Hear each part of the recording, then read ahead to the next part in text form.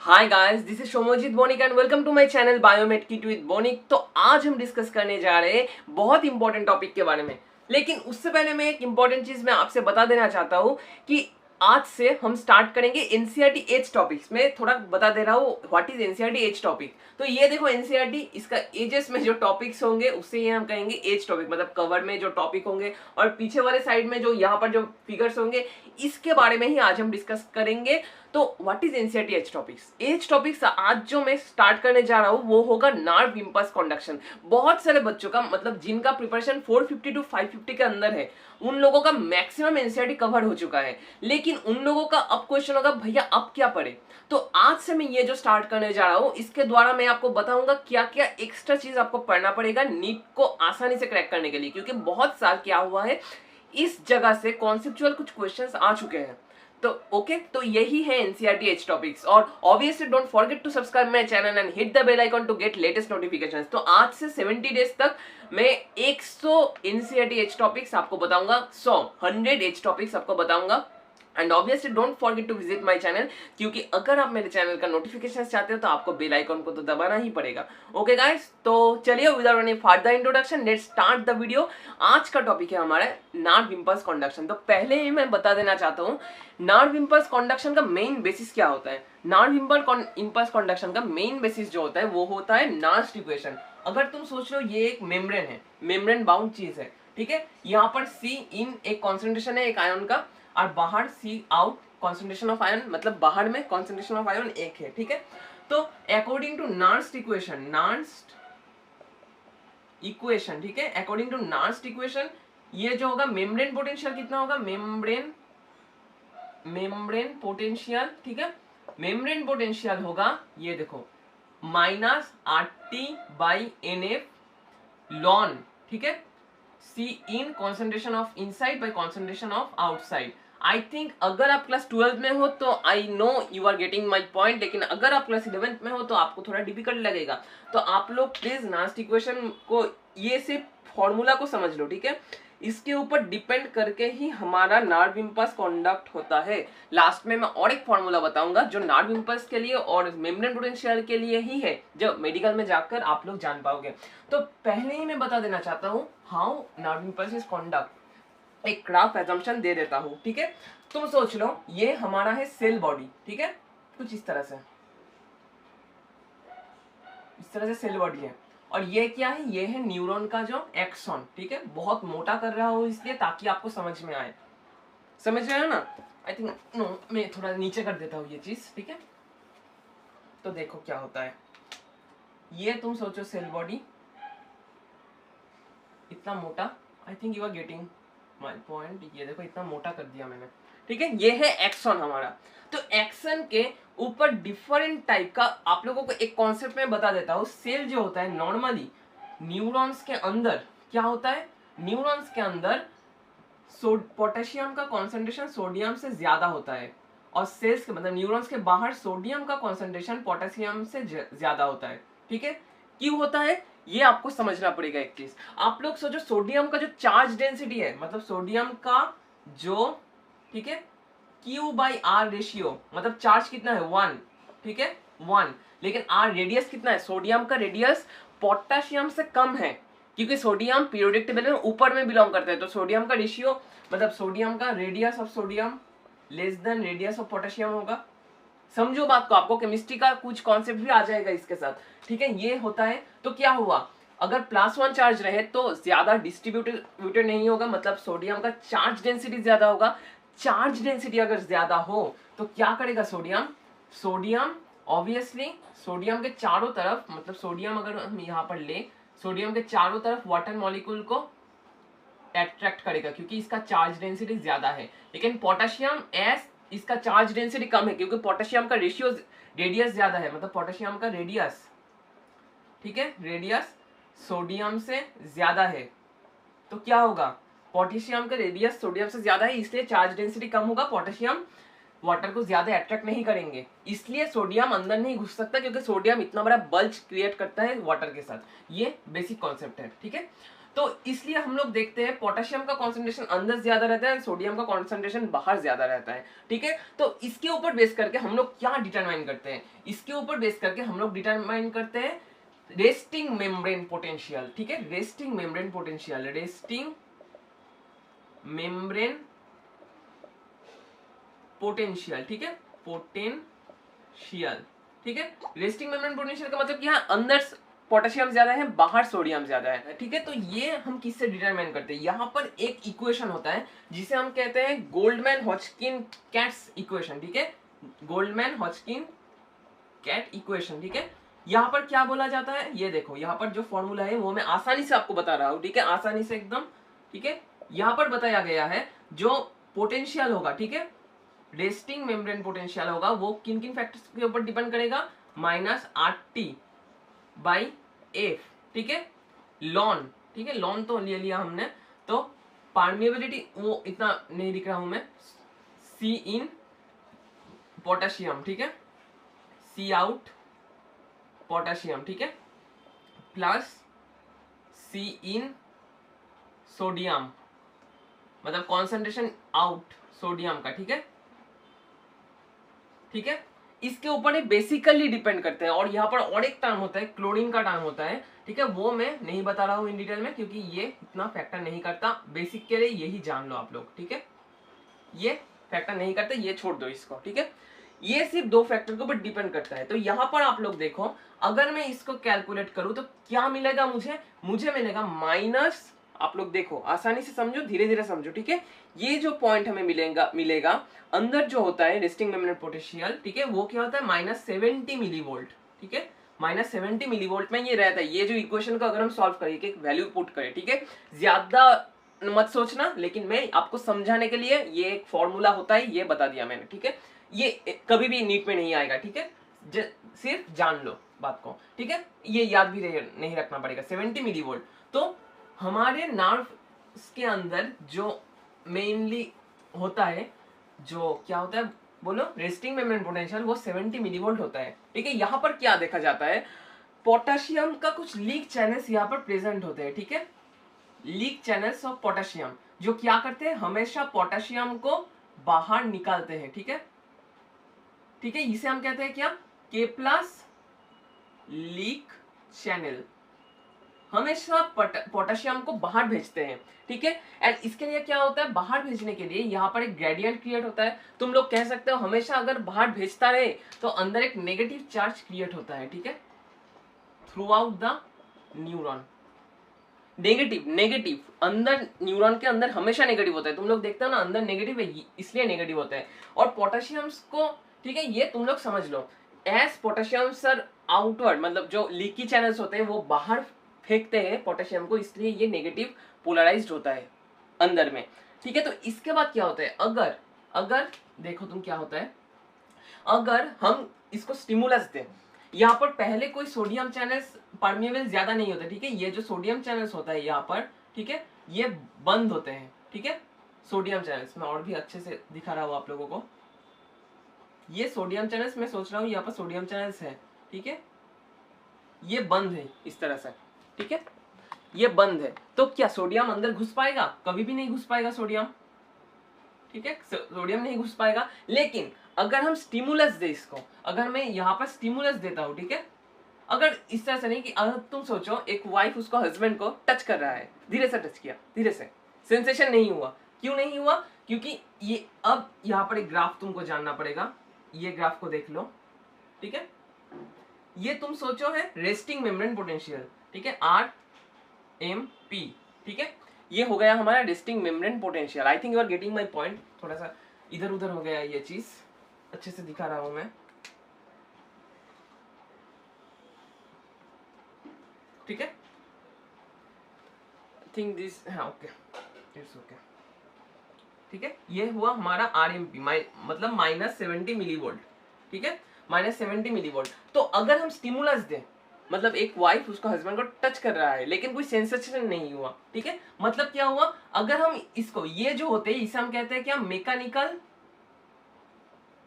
Sodium channels, sodium, ठीक है, mechanical sodium channels मतलब क्या है, अगर हम स्टिमुलस दे धीरे से तो क्या होगा, सोडियम का इनफ्लक्स होगा, सोडियम का इनफ्लक्स होगा। ठीक है, ये 70 मिली वोल्ट है, मतलब इस तरह से सोडियम का पीक हुआ है। मतलब अगर पॉजिटिव चार्ज अंदर आए, पॉजिटिव चार्ज अगर अंदर आए तो क्या होता है, तुम लोग जानते हो, पॉजिटिव चार्ज अगर अंदर आए तो इसका रेस्टिंग मेम्ब्रेन पोटेंशियल माइनस से लेस नेगेटिव होगा, तो ऑब्वियसली ये ऊपर उठा। लेकिन क्या हुआ, as it is very much poor, ठीक है, एज इट इज यहाँ पर सोडियम घुसा थोड़ा सा, ठीक है, लेकिन ये सोडियम इतना कम घुसा, ये कोई एक्शन पोटेंशियल जनरेट नहीं कर पाया। ठीक है, तो ये डाउन हो गया। ठीक है, ये डाउन हो गया, ये इसे हम कहते हैं लोकल पोटेंशियल। ये जो मैकेनिकल सोडियम चैनल्स, और अगर वाइफ उसके हस्बैंड को इस तरह से नोचे और इस तरह से कोई प्रेशर क्रिएट दे उसके थंब में और हैंड में, तो क्या होगा, देखो बहुत सारे सोडियम चैनल्स यहाँ पर ओपन हो जाएंगे। ठीक है, बहुत सारे सोडियम चैनल्स ओपन हो जाएंगे। बहुत सारे सोडियम चैनल्स ओपन होने से क्या होगा, बहुत सारे सोडियम चैनल्स ओपन होने से ह्यूज लोड ऑफ सोडियम अंदर आएगा। ठीक है, ह्यूज लोड ऑफ सोडियम्स अंदर आएगा। ह्यूज लोड ऑफ सोडियम्स अंदर आने से क्या होगा, ये जो पीक था ना, ये इस तरह से बढ़ेगा पहले। ठीक है, इस तरह से बढ़ेगा, बढ़ने से क्या होगा, ये देखो यहाँ पर क्या लाई करेगा, यहाँ पर लाई करेगा हमारा थ्रेशोल्ड पोटेंशियल, थ्रेशोल्ड ठीक है, थ्रेशोल्ड पोटेंशियल यहाँ पर लाई करता है। ठीक है, थ्रेशोल्ड पोटेंशियल को जब ये हीट कर देगा, थ्रेशोल्ड पोटेंशियल को, तो क्या होगा, यहाँ पर और भी कुछ चैनल्स थे जिसे हम कहते हैं, क्या किस तरह का चैनल, जिसे हम कहते हैं, देख लो, ये वोल्टेज गेटेड सोडियम चैनल्स। ठीक है, वोल्टेज गेटेड सोडियम चैनल्स, मतलब ये as more sodiums are coming in, तो थ्रेशोल्ड को ये टच कर लिया, मतलब ऊपर जा रहा था, थ्रेशोल्ड को टच कर लिया, तब क्या हुआ, ये चैनल्स एक्टिवेट हो गए, तो यहां से भी सोडियम अंदर आना स्टार्ट किया। तो अब सोचो, ये तो नेगेटिव में था, ये क्या नेगेटिव में रहेगा, कभी भी नहीं, तो ये पीक दिखाएगा इस तरह से कुछ, इस यहाँ पर आ जाएगा ये।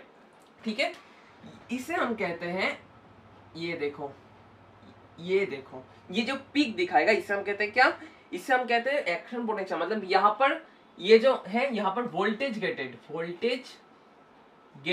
मतलब वोल्टेज से एक्टिवेटेड होते हैं। वोल्टेज थ्रेशोल्ड को टच कर लिया, इसलिए क्या हुआ, voltage gated sodium channels activate हो गए, तो ये अपवर्ड पीक दिखाया। ठीक है, मतलब यहाँ पर क्या हुआ, देखो यहाँ पर प्लस 60 मिलीवोल्ट में चला गया। समझ रहे हो ना बात को, समझो बात को, 60 मिलीवोल्ट में चला गया। तो I think you are getting my point. तो पहले क्या हुआ, वाइफ ने उसका हस्बैंड को धीरे से टच किया, तो लोकल पोटेंशियल जनरेट हुआ जो कोई काम का नहीं था, फिर से रेस्टिंग मेम्ब्रेन पोटेंशियल में चला आया इस तरह से। इसके बाद वाइफ उसका हस्बैंड को जोर से प्रेशर दिया, तो क्या होगा, तो -70 मिलीवोल्ट जो था, ह्यूज अमाउंट्स ऑफ सोडियम मतलब मैकेनिकल चैनल से अंदर आए, तो उसने क्या हुआ, थ्रेशोल्ड पोटेंशियल को हिट किया। थ्रेशोल्ड पोटेंशियल को हिट करने के बाद voltage gated sodium channels activate हो गए, जो ह्यूज लोड ऑफ सोडियम्स को नर्व्स के अंदर ले आए। इसलिए क्या हुआ, ये पॉजिटिव में चला गया। ठीक है, पॉजिटिव में चला गया, बात को समझो। ये क्या होगा, धीरे धीरे उस साइड पे जाएगा। जब ये यहाँ पर चला गया है तो क्या होगा, देखो यहाँ पर ये सोडियम चैनल्स डीएक्टिवेट हो जाएंगे, मतलब ये और सोडियम्स को अंदर नहीं लाएंगे। ठीक है, इस तरह से डीएक्टिवेट हो जाएंगे।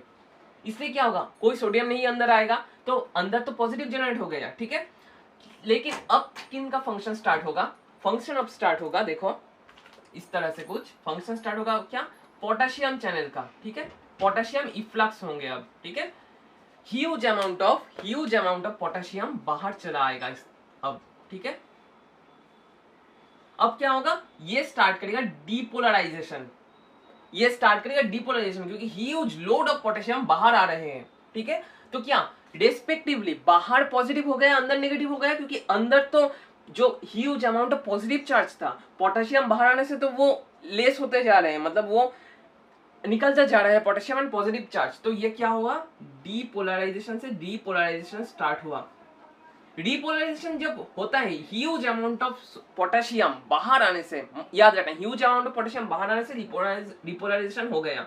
फिर ये आ गया रेस्टिंग मेम्ब्रेन पोटेंशियल में। लेकिन यहाँ पर पोटेशियम चैनल्स नहीं रुकते, क्या करते हैं, यहाँ से और भी नीचे चले जाते हैं और भी पोटेशियम को बाहर निकाल देते हैं। ठीक है, और भी पोटेशियम को बाहर निकाल देते हैं।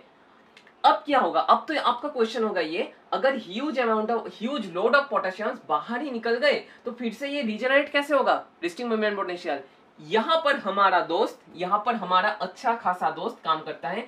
कौन? यहां पर हमारा काम करता है सोडियम एटीपीएस पंप, ठीक है, सोडियम पोटेशियम एटीपीएस।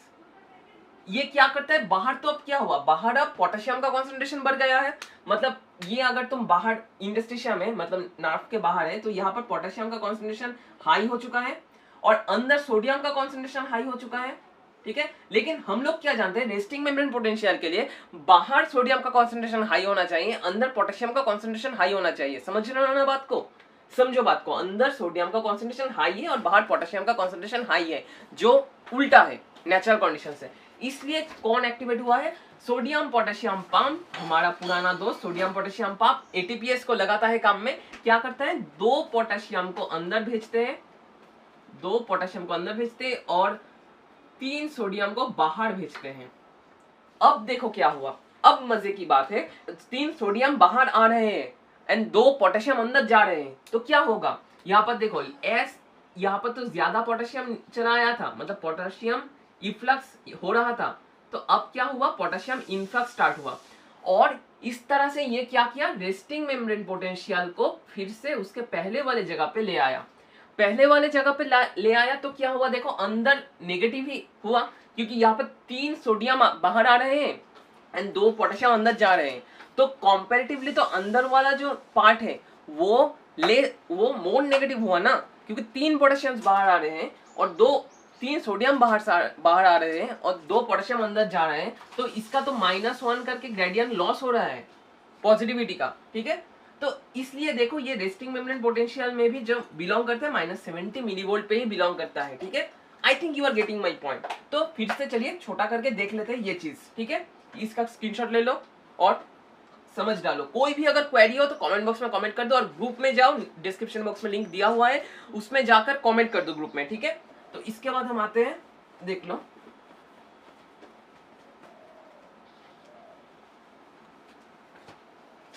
इसके बाद हम आते हैं, देख लो यहाँ पर अगर तुम सोचो ये नर्व हुआ है, तो पहले अगर रेस्टिंग मेम्ब्रेन पोटेंशियल में क्या होता है, मतलब रेस्टिंग स्टेट में क्या होता है, ठीक है, अंदर नेगेटिव होता है, जो मैंने बताया ऑलरेडी, नेगेटिव बाहर पॉजिटिव। अगर मैं इसको स्टिमुलस दे दूं, मतलब अगर वाइफ उसको हस्बैंड को टच कर दे तो क्या होगा, ये इस तरह से हो जाएगा कुछ। I think you are getting this, ठीक है। तो ये क्या होगा, सोडियम का इन्फ्लक्स होगा, सोडियम का इन्फ्लक्स होने से क्या होगा, ये अंदर पॉजिटिव हो जाएगा ये सेगमेंट, ठीक है, और ये नेगेटिव ही रहेगा, और ये पॉजिटिव नेगेटिव, ठीक है, इस तरह से रहेगा। तो इसे हम क्या कहेंगे, डीपोलराइज, ठीक है, डीपोलराइज, ठीक है। इसके बाद क्या होगा, डीपोलराइज्ड होगा, इसके बाद ये फिर से जब डिपोलराइजेशन होगा और कंडक्शन जो होगा तब क्या होगा, देखो ये पॉजिटिव, ये बाहर, देखो अब यहाँ पर अंदर सोडियम ज्यादा है, पोटेशियम बाहर ज्यादा है, अब सोडियम पोटेशियम पंप एक्टिव होगा, लेकिन ये जो सोडियम ज्यादा था ये इंड्यूस करा दूसरे सेगमेंट को। अब मतलब तुम सोचो सोडियम यहाँ पर घुस रहा है अंदर, इस तरह से घुस रहा है इस सेगमेंट में, ठीक है, इस सेगमेंट में, तो जब ये डिपोलराइज हो रहा है तो ये तो बाद वाला सेगमेंट को डिपोलराइज कर रहा है, बाद वाला सेगमेंट जब डिपोलराइज हो रहा है पिछले वाला सेगमेंट रिपोलराइज हो रहा है। समझो बात को, यहाँ पर सोडियम का एंट्री हो रहा है, ये वोल्टेज गेटेड सोडियम चैनल्स को तो ये स्टिमुलेट करता जाएगा, लेकिन जब दूसरा वाला स्टिमुलेट होगा, मतलब बाद वाला सेगमेंट 2 स्टिमुलेट होगा, तो ये सेगमेंट 1 रिपोलराइज होगा। इसलिए ये देखो फिर से क्या होगा, ये रिपोलराइज होगा लेकिन ये डिपोलराइज होगा, ठीक है, ठीक है। I think you are getting my point, क्योंकि ये बहुत आसानी से मैंने आपको बता दिया ये चीज, ठीक है। बहुत होते हैं बहुत सारे स्टूडेंट्स, तो ये क्या होगा, रिपोलराइज। तो ये बात को ये समझ लेना, और डायरेक्शन क्या होगा, इस डायरेक्शन में, मतलब पॉजिटिव जिस तरह से फ्लो होता है, मतलब ये अगर तुम्हारा सेल बॉडी हो यहाँ पर और यहाँ पर एक्सन टर्मिनल हो, तो टर्मिनल की तरफ, सेल बॉडी से टर्मिनल की तरफ फ्लो करता है, कभी भी टर्मिनल से सेल बॉडी की तरफ फ्लो नहीं करेगा, ठीक है। तो I think you are getting my point. तो इसी के साथ ये वीडियो कंप्लीट होता है। अगर आपको कोई भी क्वेरी हो अभी भी, तो प्लीज कमेंट बॉक्स में जाकर कमेंट कर दो, क्योंकि मैं वो क्वेरी का आंसर दूंगा आप लोगों को, ठीक है। And obviously don't forget to join my Facebook page group, and obviously don't forget to join my WhatsApp and Telegram group, क्योंकि इसके ऊपर बेस करके मैं क्वेश्चन वहां पर भेज दूंगा। ओके गाइस, आज सिर्फ इतना ही, एंड इसके बाद वाला जो चैप्टर होगा वो मैं व्हाट्सएप ग्रुप और टेलीग्राम ग्रुप में बता दूंगा। And at last, stay home, stay safe, and stay tuned with Biomed Kit with Bonik. Thank you.